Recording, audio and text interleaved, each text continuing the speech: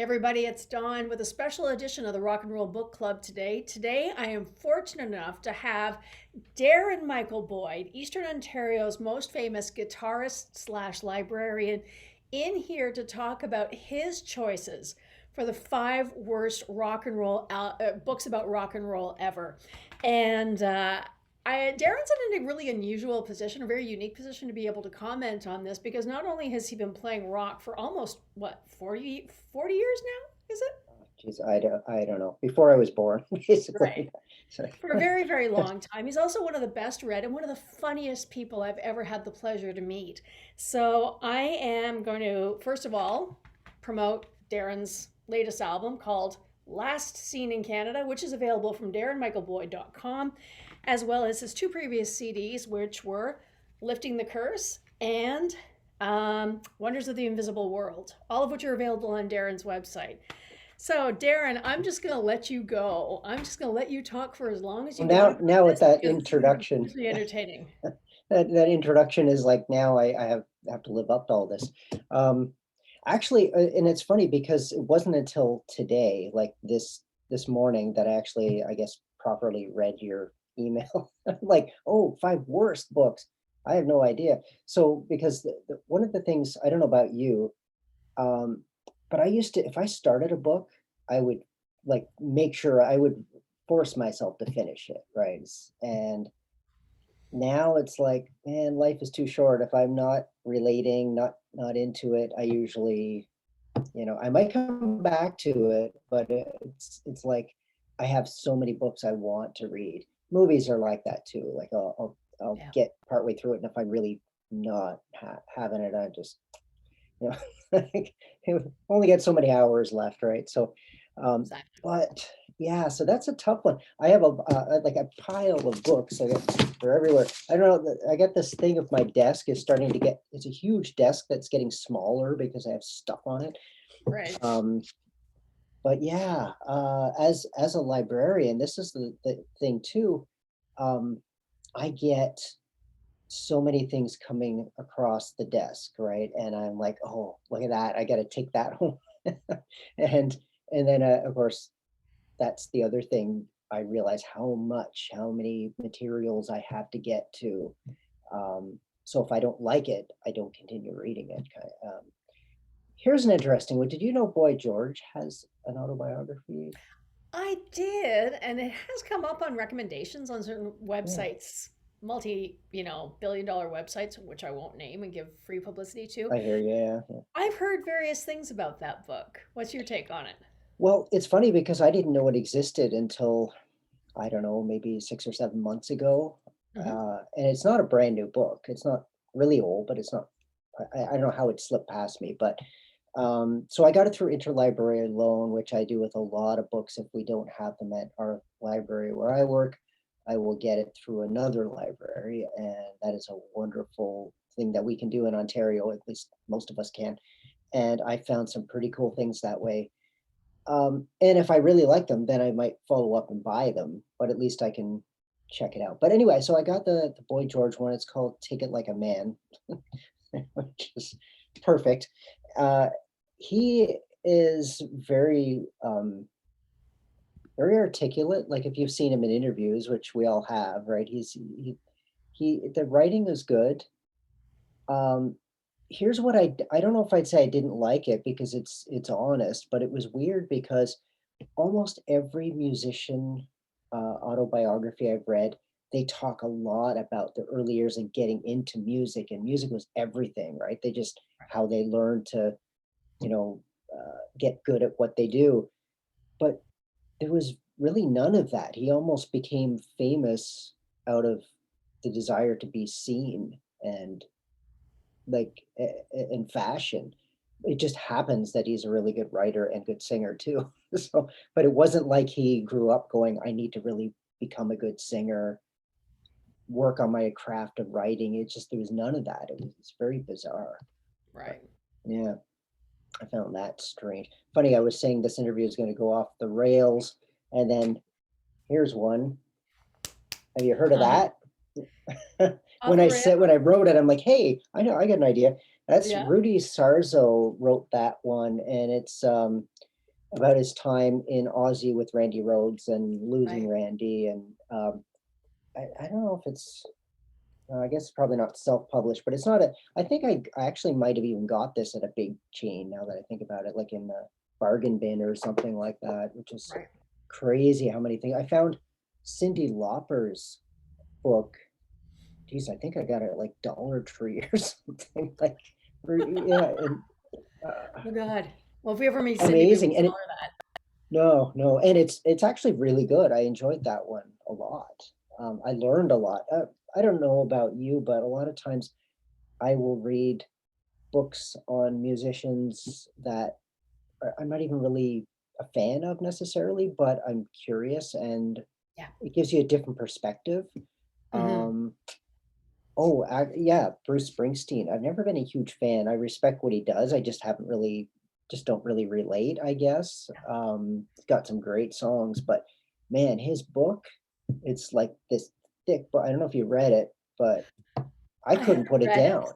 I gave it to a certain ex-boyfriend of mine who is an enormous Bruce Springsteen fan. And Okay. I think he kind of got flipped out by how thick the book was and kind of like smiled and shuffled it off to one side of his desk. Even though Uh, Bruce, he would die for Bruce Springsteen. I mean, Bruce Springsteen is his favorite artist, bar none. But he just took one look at it and was like that thick, and it was kind of like off the side of oh, the desk it went. yeah, and it because there is a lot, but it was one of those ones that you just like I couldn't put it down. It was really good. Um, Mhm. I geez, okay, I have to think about this. Sorry, you'll have to edit my my Oh no, brain I'm not farts. editing. This is No, going don't to edit anything. Yeah, yeah. All right. Well, if I go to leave the room and I'm not wearing any pants, you have to edit that out. That's just, all right. yeah. That much I will promise you. All right. What was it that I wanted to? I don't have it here. Crap. Um, all right. Never mind. We'll come back to that. This is a good one. Canadian one. Carol Pope. I have been wanting to read that for a while because I've always found her so fascinating. What was your Yeah.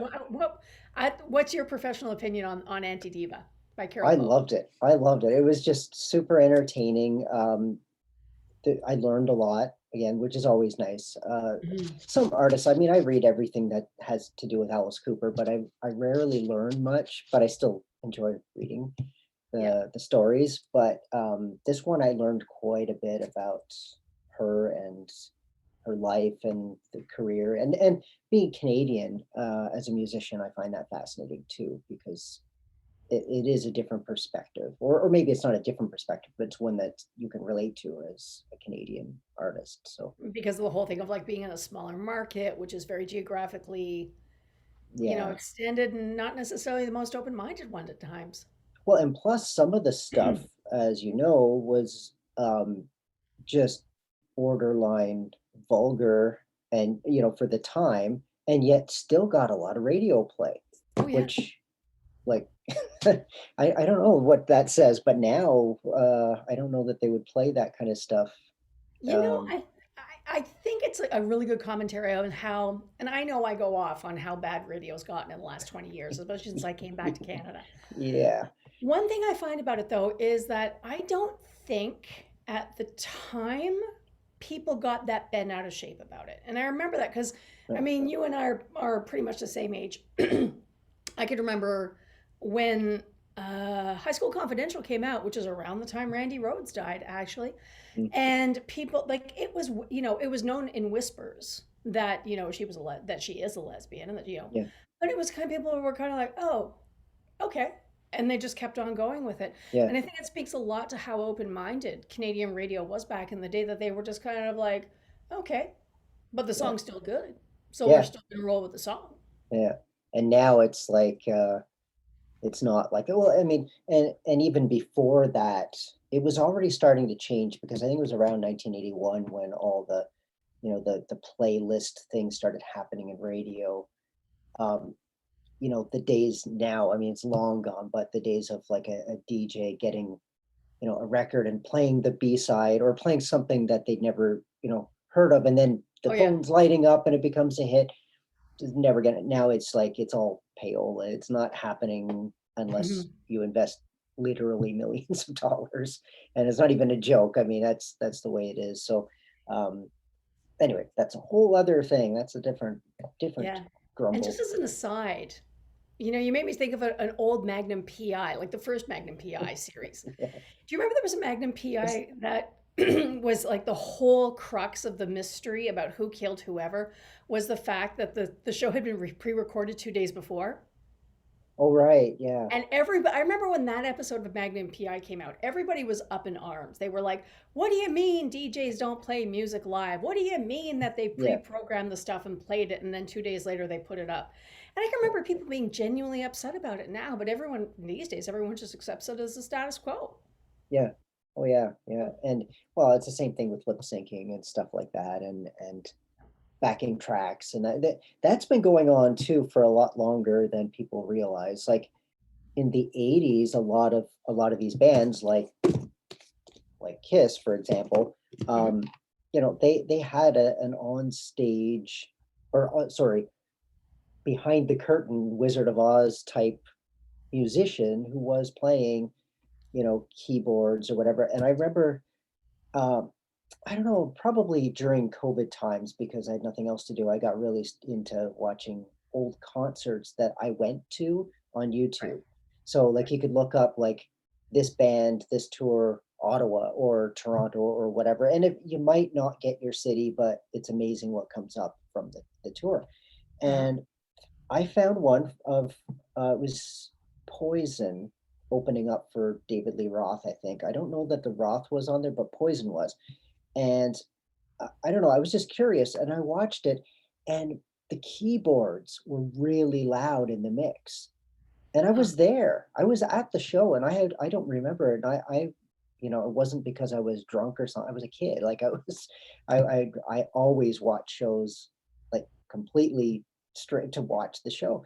And how did I not hear that? But it wasn't pre-recorded though. They had a guy behind the curtain playing the keyboards. Same guy did the tours with all these bands. Um, at least Cinderella had the cojones to just put the guy on the stage, and I think David Lee go Roth with did it. too. Yeah, and um, but anyway, it was weird, like that you could Yeah. hear keys so loud in the mix, and nobody really even noticed or said anything. And it Mm. was why wouldn't they just put him on this? Give him a spot, give him Yeah. put a little light on him. Yeah, that one was not bad. I learned some stuff about Gene Simmons on this one, Kiss and Makeup. I think that was the first um, of the Kiss books. Paul's written one and Peter and Ace, um, and I don't know that I've read all of them, but this one was pretty good actually. And I grew up with Kiss and Alice Cooper, of course, right? Oh yeah. Yeah, and she has a bunch of books out too. Um, yeah, and Hmm.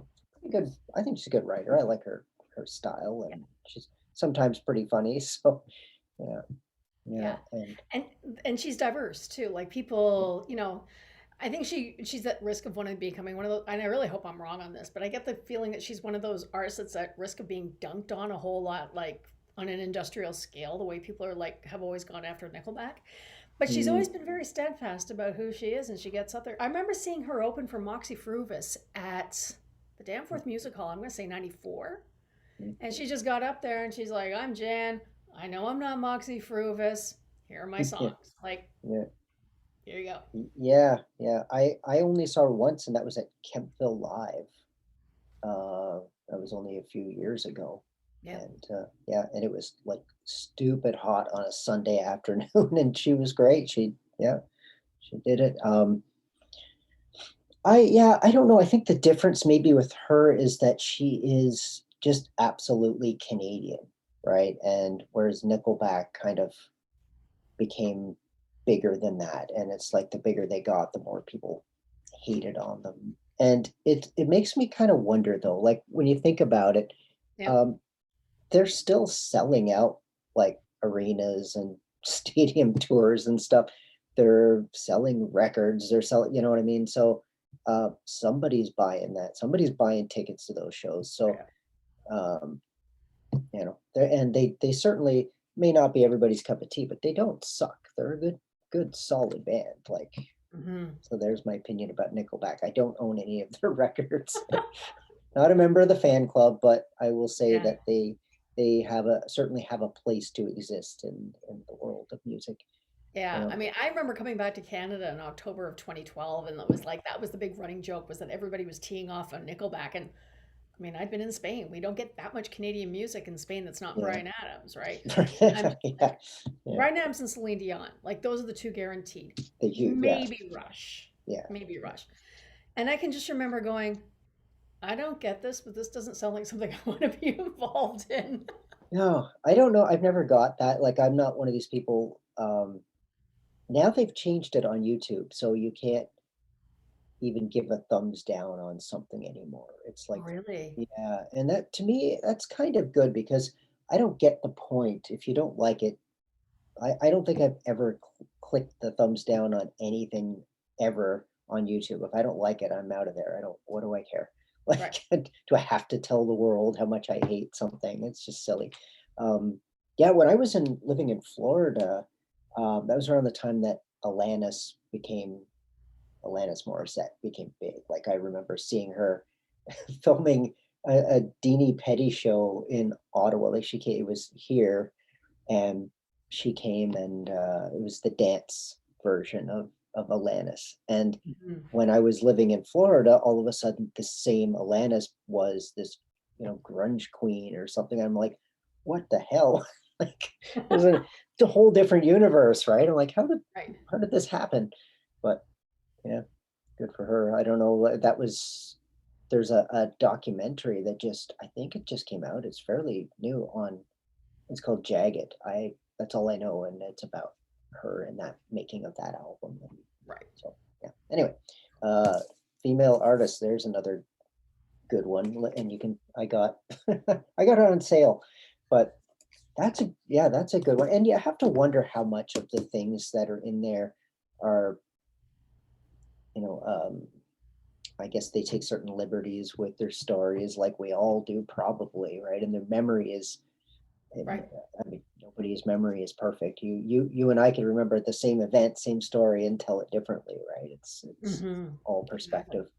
But yeah, and yeah, that I mean, I still think she deserved every bit of success that she ever got, along with her husband, who it really fascinating now. But now Pat Benatar and Neil Giraldo, like if I'm pronouncing that right, hopefully her husband, Spider, they call him, who, Right. co-wrote so many of those songs and just killed it on the guitar. Those two are responsible for that sound. And Hmm. I think that's pretty neat that they changed the whole name of the project to Yeah. both of them. So that's pretty Hmm. cool. Yeah. Yeah. Cool. Oh, here's a funny one. I, w- I was playing on a yacht with Helix. Uh-huh. And this is Brian Vollmer's book.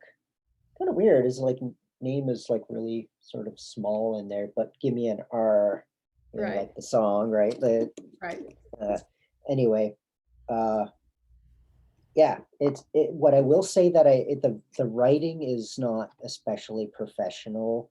Um, there's one point where he talks about Ingve Malmsteen and it's like spelled wrong differently, like two different wrongs on two different opposing pages. I'm like, what? Here. Come on, Brian. Anyway, so he was like, I was playing on this yacht in Toronto, and he was there, and he had this book, and I'm like, yeah, here, take my money. I have to get this. So, did he sign it? I think he did. Yeah, he signed it. Okay, cool. And yeah, and I did have a point about this. Oh yeah, the stories of him and starting out, and again, this is the difference between like Boy George and something like this, is that he really spent a lot of time in the band just slugging it out in clubs and playing. He even mentioned so many of the same crap holes across Canada in Red Deer and all these places that I played. And I'm like, I remember that. Like, could have been as interchangeable to any touring band in Canada. So it was Hmm. pretty cool. Yeah. Yeah. Hmm. All right. What have So you yeah. got coming up that you want to read? Or what's on your to read list Oh, the next couple of months? um, that's a good question. Um, wow. Wait a minute. I have, that's why I have a list on the library site, like, so I could keep track of what I've read and what I want to read. Um, Astrid Young, this is not answering your question. I'm going off in a different, I'll come back to that. Astrid Young has a great book. Um, so if you don't, yeah, if anybody's watching this and like wondering who that is, right? Like, don't forget to look that up because I can't remember the title of the book and I'm going to screw it up. Um, it's out of print right now. She is Neil Young's half sister, and she's a friend of mine. And the book, I learned so much about her I had no idea about, and I highly recommend that book. And you can probably find it, you know, online somewhere. And I got a copy. I know it's in the library system, so if you're in Ontario, you can probably get that, and it's really worth a read for sure. And yeah, I hope it gets like put back out again, and that's always a possibility because I think Mhm. more people should definitely read that. What in the world? Oh, this is funny. How did you end up with Latoya Jackson's, you of all people end up with Latoya Jackson's I autobiography? don't know. It was probably in a bargain bin somewhere. Again, I don't know. That's not a very good book. Funny to read, I guess. I don't know. I'm not sure what to say about that one as far as reality, because Right. I'm not sure she has lived in the real world for a long time. Um, Not my place to say, I guess, but judging by, yeah, that book, I don't know. I have uh the two Go-Go's that put out books, Belinda Carlisle and Kathy Valentine. Kathy just put hers out like 2 years ago. Mhm. Um, and that is a really good one. All I ever wanted, that one. Um, Rob Halford did too, from Judas Priest. That's a really good one as well. Yeah. And it's fascinating because he talks a lot about what that was like to be gay in the metal world, and like what a life that must have been, how God. Yeah. difficult, can't It even would be interesting to imagine. do a parallel read between his book and Carol Pope's book and Oh compare yeah, yeah, the various experiences and what was different for the two of them and why. Like, did she get more? Not that she got off easy, because I know that she no, had she dealt a hell of a lot of harassment, but did she get it yeah, easier because she was a woman, because she was Canadian, because it wasn't like an international thing where he's got to present like this front for this like hyper masculine type of music. yeah, yeah. Well, that's it, and it's actually kind of funny to hear him talk about the clothing and stuff too, because it was very gay club attire, and Yeah. yet still people were like, this is the most masculine metal thing ever. And then Dee Snider from Twisted Sister, on the other hand, talks about how bizarre it was to show up with frilly pink spandex and more makeup than your mom ever wore, and like thrusting your crotch at a bunch of guys at like like what. Yeah. And nobody thought anything of that. It's Yeah, those were the Mhm. days. But Carol, though, I mean, the other thing with her is that there was definitely a case of the culture. Like, it wasn't just that. Like, Rob seemed to be a very lone character from the books, from what I can remember. Um, Rob was hiding it. He couldn't even really, even though Yeah. the band members say they knew, he wasn't talked about. So he still had to keep that like completely internal. Yeah. Um, Whereas she was like hanging around with a lot of gay people. So there was a community there at least. Hmm. So Yeah. she may have taken some flack from, journalists or people like that. I don't know. I don't really remember, but I'm Yeah. sure I wouldn't presume to say that she had it easier, but it was probably a different, No. uh, maybe a less lonely situation for her. Yeah. I You mean, know, especially you're, so much of that Toronto punk and that Toronto avant-garde, scene having come out of the Ontario College of Art. yeah, The whole yeah, Queen Street West scene at the time, it was kind of like, I think that the whole idea of gender identity and what you could do, especially in the beginning, between 75 and 78, seem to have been kind of like, he's what? Oh, okay, fine. Yeah. And I can be totally wrong about that, but that's a sense when I read back about read books about that era, that seems it was kind of like, oh, well, it was just part of the landscape, you know? Yeah. Yeah. And that's very uh, it's very strange because when you think about some of the artists that were gay in the 80s and so flamboyant and yet still hiding it, like Boy George. Yeah. Like, I mean, really? Even George Michael, who I love, a huge fan of George Michael. It seems weird because at the time, I mean, because we went to school together, right? Like, there was a high school thing of like, you know, you listen to Motley Crue and Wasp, and yet you go to see George Michael, and it's like I never cared if I liked it, I didn't, you know. But he would even say in his interviews, like in later years, like how could you possibly watch those videos And not and know. not know? Like, what was he trying? It wasn't even trying to hide it, really. It was all natural. He's like, nobody made me look like that or move like that or whatever. And yeah, Hmm. so yeah, yeah, and it's too many of those artists like that, especially now. Why is that? I keep often get asked in interviews that question, like if you could sit down and have like lunch with somebody, alive or dead, like Right. an artist. That that list that I always choose are becoming more on the dead side. You know what I mean? Yeah. Um, like Meatloaf and Jim Steinman and Prince and George Michael and all these people are leaving us, and most of them too young, and it's like strange that that's still happening. Like, I know. you know, but yeah. Anyway, Some that's are getting old, you gotta admit it. It's definitely a yeah. Well, some downside of to it's old, and technology. some of it is hard living, I guess, or Yeah. you know, but yeah. And then some of them just are still around, like they're not going anywhere. Like that's good. That's Yeah. yeah, Sure. yeah. Yeah, and I was still thinking about your question. Um, We can always do a part two, right? Like you don't have yeah, to yeah. come up with that list today. Mm. You don't Well, have no, to. just anything that I'm waiting for. Uh, you know what I just read though, and I wish I had a copy here, but I don't. Mhm.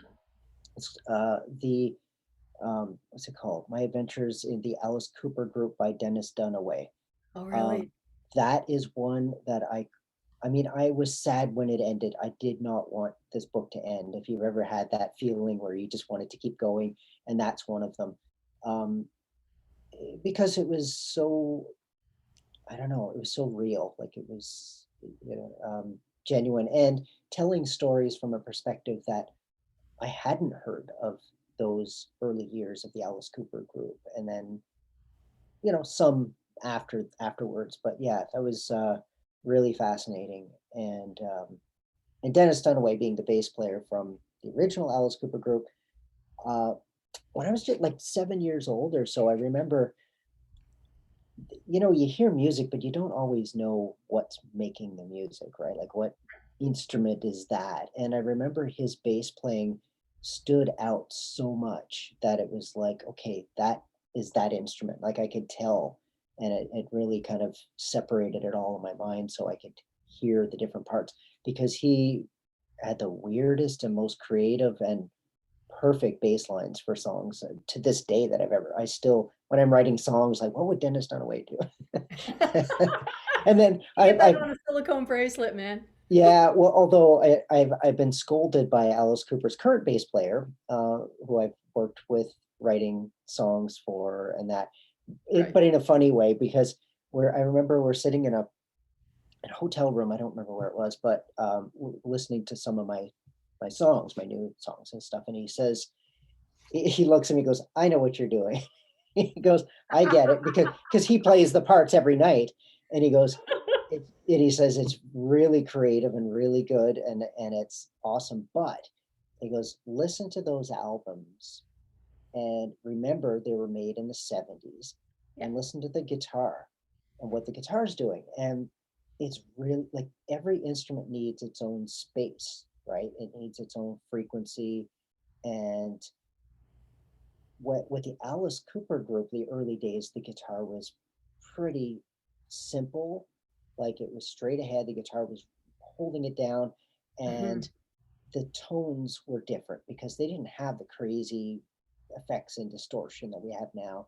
It wasn't wild shredding stuff. It was really just rock, and Hmm. so that kind of left this open canvas for the bass to fill out a lot of these harmony notes and interesting melodies or counter melodies. Whereas the stuff that I was doing, it was a little too much for the Right. bass to find a pocket. And so, yeah, when somebody like that tells you, okay, listen to this, you listen and you go, okay, got it. I know exactly what you mean. Time for the Yeah. bass to, I'm gonna turn into Nikki Six now and just play 8 notes. But sometimes that's what you got to do because it works. And Yeah. yeah, Yeah. Like you yeah, say, I mean, why do you want to paint outside the lines if there's no need to, right? yeah, yeah. And it's great to be creative and all that, but and some of this stuff that I've been doing, those solo albums, it's given me that opportunity to be a little weirder than maybe I would be if I when I'm writing just a straight rock song because you have vocals to worry about and like your verse chorus and all that stuff. Whereas if Hmm. I'm doing something instrumental, I still have to keep people's interest for 3 or 4 minutes, and that's and it's not like I'm Rush. I'm only one person, not three. But there's no But other Darren Boyd in the world. I mean, Rush is yeah, Rush. A lot of people want to be Rush, but only yeah, you, that's you, right? yeah, that's true. Well, you know what? There's a Darren Boyd, the actor, the British actor. Do you know this guy? No. Okay, so he was actually he's yeah, he's had a career. Like if you look him up, he's there. And the MySpace days, he actually sent me a message because I like friended him on MySpace or whatever that was called. Like, Right. yeah, and he sent me a message saying, he goes, "Do you know other Darren Boyds?" It's like you're the first one I known about, and I'm like, Right "Well, on. I own DarrenBoyd.com." Ha. So, Right. but yeah, so that's kind of funny. I'm sure now there are like you'll see him on Facebook. There's probably what thousands of Darren Boyds, but at the time, I guess you just hadn't heard of Yeah. them. But I do have a very funny quick story about that where somebody sent me an email, very obviously a British person, based on the uh, .uk email address. Hmm. And I don't know if that is it British, is that the word I'm using? But anyway, whatever.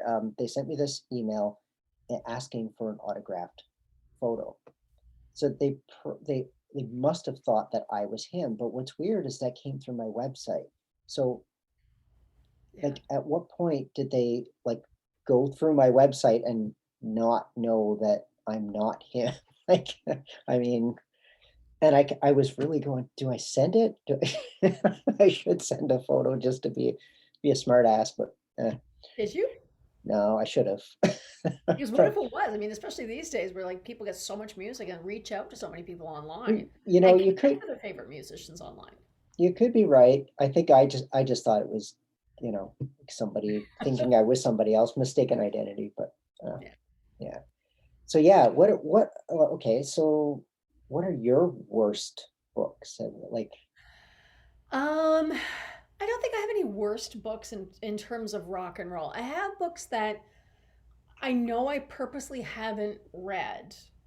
Hammer of the Gods being the big one, just because I've heard the story so much mhm, that I don't know that reading the book is necessarily going to give me any more of a nuanced insight yeah, into what's been going on. There are books that I probably should go back and read again because maybe I didn't get through it the right to, I didn't see the things in it the first time. Like book reviewers always say you should read something twice and let it sit for at least a week before you write the review.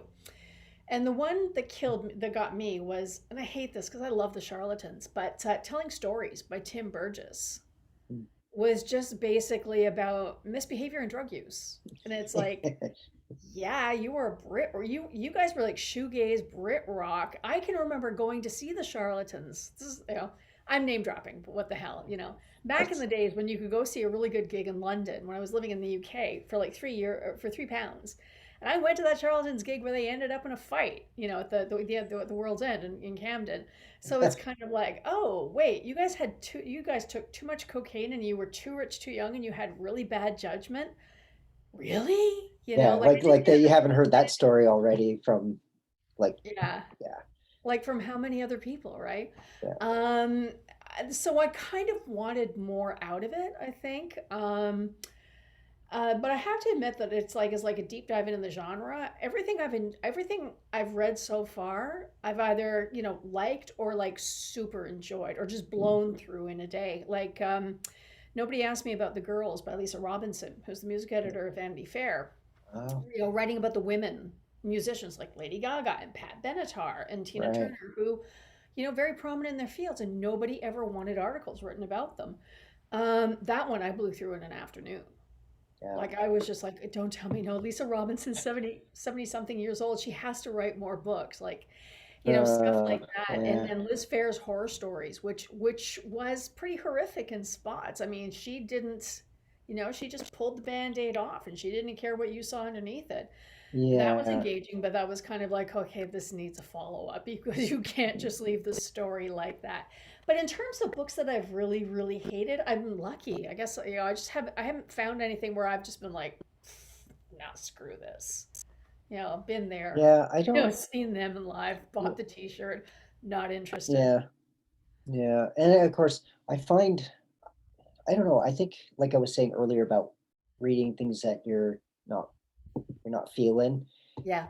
is probably why I don't read as much fiction as I used to. Me too. Because I'm I with you. find it's like a lot of times you're kind of reading the same story, and it's no judgment. I mean, some people will read like series books, like just they just consume them, like they love that series. And to me, it's kind of Mhm. like just reading the same character, getting into this. I don't know, but we do the same thing with movies and television shows too. It's really, and when you think of sitcoms, for example, it's like it's been the same basic format since they started. Like they change a little. Well, now it's an alien, or now it's this, but they have the same sort of characters, and Oh yeah. but it does what it's supposed to do, right? Just kind of crack tip. Oh, I just had to look this up because I forgot her. I always get her first name wrong. Dorothy Carvello. Anything for a hit. Uh, Oh, that one you have to read. okay. That yeah. I can't believe I almost forgot that one. Oh, and before I forget, Sean Kelly. This is somebody that I know from Canada. Wrote this Right. book called Metal on Ice, Uh-huh. and he's currently playing with Lee Aaron. He's played with Nelly Furtado. He's written songs and played with Helix for a while. Yeah, he's played with everybody in Canada, basically. Um, but this book is really cool because it's road stories and that from Canadian artists touring, Sweet. and yeah, so very cool. And you can get that like still a lot of places. And what's really cool is there's an accompanying CD with, Great idea. yeah, I had That's that idea a great before idea. when I was thinking years ago I wanted to write a book and then have an accompanying CD, but like come with the book. And I never got it done, but other people are now actually doing this. So you're welcome, everybody who's doing that, for my idea. um, this one everybody knows about. I kind of think The Dirt, Motley Yeah. Crue's. Uh, yeah, I wonder how much of it is fiction. But I'm sure a lot of it is. I'm thinking if you guys did that many drugs, how much of it do you actually remember in the first place? Um, Would you the recommend that book for somebody who didn't get through the first 59 seconds of the movie? yeah, the book I liked better than the movie. Okay. Um, the movie, yeah. Well, in fact, the first 59 seconds of the movie were probably that was setting it up like this is as bad as it's gonna get, because I remember that where it was like, holy crap, this is like pretty. Yeah, I forgot until you mentioned it. I'm like, wow, they're not they're not holding back with this one, are they? The Um, next time you run into my brother, if you run into yeah, my brother, because I should mention the I have Darren. not seen him in years. I hope I run into him. I haven't seen him in Yeah, so. it's like he's got a really funny story because they put that on with he's got two teenage boys now who would have been think it would have been like 16 and 12 Yeah. when that movie came out. So this is what your parents did back in the day. So my sister-in-law was like, "Hey, great, let's watch the Motley Crue movie." It sat them all down on a Friday night, popcorn. That first 59 seconds went by. My brother was like, "Nope, we're watching monsters again." Yeah, let's let's put on Grease or something. Yeah. Yeah. I mean, honestly, the book, yeah, I enjoyed the book. Um, there are things like, I mean, I could nitpick as a fan because I mean, I was there reading every article growing up and all that. And now we have things like YouTube. And there's a thing they still keep going on about it's an absolute myth. Like Tommy Lee's, dream that he had about the drum riser that would, flip up on its because I on tour, I totally get it. They're on tour and he needs something to say to the audience. I had this crazy dream about, playing with the drums, the drum riser would go up like that. So he was facing whatever you call that, 90 degrees or whatever, before it did the complete. Right. The thing is, he didn't have that dream. That was Mick Mars had a band before Motley Crue called White Horse, and the drummer of the band had created this. And there's video on YouTube. It was highly dangerous, completely unsafe, and you can see it. It's crazy, Yeah. and yeah, it's madness. But the guy, I think he was a little bit off the rails. And this guy was like, I'm going to do this, and if I die, I'd like it was just It's madness. all in the name of rock and roll. It was, yeah. And but the point being, they're still like hanging on to this, and that's just one of many of the, publicity things that, but when it's disproven, like let it go, because now you kind of look like nobody who's going to believe everything else, right? And Mhm. what's real or what isn't. Yeah. And and I say that with all love and respect for the band that I grew up loving. So, but it's still, there are some things where, and Nikki's book, The Heroin Diaries, I mean, a lot of people don't believe most of that is real, because I mean, who writes a diary, like you're a grown ass man on tour on heroin writing dear diary, and like, I don't know. Yeah. I Art don't, Bergman couldn't pull that one off. yeah, I don't know. I've never been a heroin addict. What do I know? Maybe that's the way it happened. I'm not judging it. I'm just saying that a lot of people question the reality of that. But Yeah. there was, do you remember? Most people Mhm. don't, but there was a guy named Matthew Tripp, um, came out of nowhere, and this was probably in the 80s. And he claimed that he was hired by Doc McGee to replace Nikki Six for a couple of albums where Nikki, had a car crash or whatever. And so he Right. became the real Nikki Six, wrote a bunch of those songs, and then was discarded. And I um, remember that. Yeah. yeah, and it was really weird, but not a single word of it is mentioned in that book or in the Mm. movie, and it makes you go, "Huh, that's weird." He died fairly like a few years back, the Matthew Tripp, or Right. or the real Nikki Six, who knows? But I don't think that it's true, but it's just like it raised some questions, like, you know, it raises more questions that they didn't bring it up in the book, because it's quite a story. Right. My thought is that maybe the story was actually publicity, like they hired this guy to, pretend. But I heard an interview like only a couple years before he died. And the guy started off this interview like pretty, normal. And by Hmm. the end, he was sloshed or something. So he was just, yeah, it's like, wow. Yeah, I don't know if, yeah, whatever that says, but yeah, he still believed it right to the end. He genuinely feels like that he lived that experience. So uh, Hmm. wild. Exactly. Yeah. Yeah. Anyway, so Anyway, told you I yeah, go off the rails, and that's what I do. that's fine. That's fine. It's YouTube. We can go off the rails for as long as we want. Although Is this that on said, YouTube? was that sorry? This is on YouTube, or is I'm going going to to put be it on up on YouTube? YouTube, and then I will Oh, also great. send you. I'll put it in Dropbox and send you the link so that you can edit it and you can use it on your socials as well. I've Oh, already cool. Yeah. received. Yeah. So, but I Thanks. will wrap this up by Okay. reminding people, Darren Yeah. Michael Boyd, last seen Yeah. in Canada. Yeah. When have you got any gigs coming up? I guess that's too Uh, soon to ask, isn't it? yeah, no kidding. I was really hoping, but yeah, I don't know. DarrenBoyd.com, that's where you can find me, or look Darren Yep. Michael Boyd up. I'm pretty much everywhere. Actually, it's not true, but I am on Instagram. Um, Yes. yeah, no gigs coming up, sadly, but always working on new music, new videos, stuff like that. Um, Excellent. Cool. yeah, lots of crazy nonsense on YouTube, so check my channel out too. Yeah. Yes. And you know what? I will also put a link up to your channel on my Yep. page as well. And yes, Yep. thank you for spending like 40 minutes, 50 minutes talking to me about this stuff because we don't get to hang out in bars and talk about this shit anymore. I So know, I know. It's like just rambling. that's fine. Next time just read the books, just sit here and read like we did in Oh God, we school. don't get Like, nicked for copyright. yeah, yeah, no kidding, Cool. right? Yeah. Yeah. Anyway, thank you so much for your time today. It's been a pleasure Uh, speaking to you, and I'm just going to stop the recording here. Again, everybody, remember Darren Michael Boyd at darrenboyd.com. awesome.